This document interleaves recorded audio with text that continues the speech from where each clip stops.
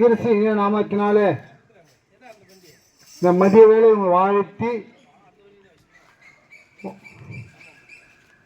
ஆண்டவராகிய இயேசு கிறிஸ்து நமக்காக சொல்லுகிற வார்த்தை,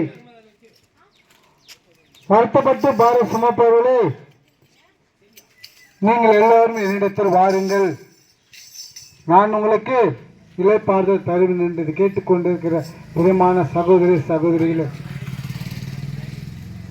இந்த வேலையில் எத்தனை பேர் எந்த நிலையில் இருக்கிறீர்களோ, எதை எதிர்பார்ப்போடு இருக்கிறீர்களோ, எந்த துக்கத்தோடு இருக்கிறீர்களோ,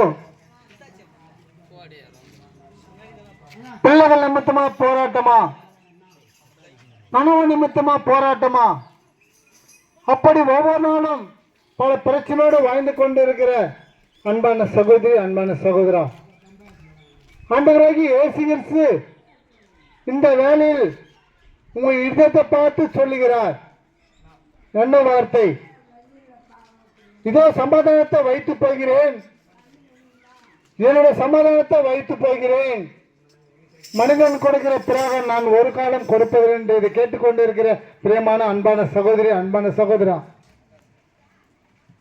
மனிதன் கொடுக்கிற சமாதானம் நீ மனிதர்கிட்ட போயிட்டு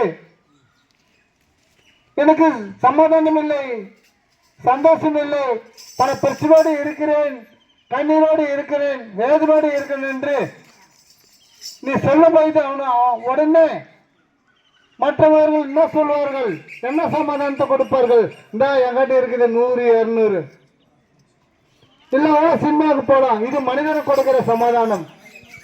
ஆனா கர்த்தர் கொடுக்கிற சமாதானம் உங்களை ஆயுசு முழுவதும் வழி நடத்தும். உன் கண்ணீரை கர்த்தர் எடுத்து போடுவார்.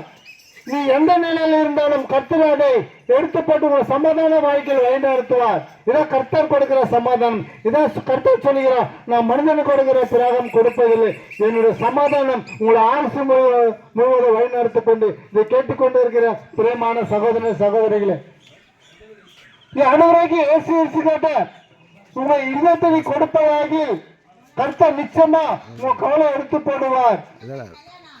சமாதானம் இல்லை, உங்க சமாதானத்தை கர்த்தர் ஆசீர்வதிப்பார்.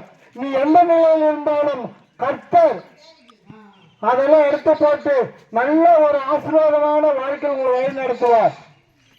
ஆண்டவராகிய இயேசு கிறிஸ்து கிட்ட உங்க இதயத்தை கொடுங்க, கர்த்தர் நிச்சயமா உங்க கவலை எடுத்து போட்டு ஒரு நல்ல ஆசீர்வாதத்தோடு உங்களை வழி நடத்துவார். உங்கள் பிள்ளைகள் ஆசீர்வதிக்கப்படும், உங்க கணவன் ஆசீர்வதிக்கப்படும், உங்க குடும்பம் முழுவதும் ஆசீர்வதிக்கப்படும். இதை கேட்டுக்கொண்டிருக்கிற பிரியமான அன்பான சகோதர சகோதரி, உங்க இதயத்தை மட்டும் ஆண்டவராகிய இயேசு கிறிஸ்து கொடுங்க, கர்த்தர் மாற்றி உங்களை ஆசீர்வாதமான வாழ்க்கையில் வழி நடத்துவார். கர்த்தர் தாம இந்த வார்த்தை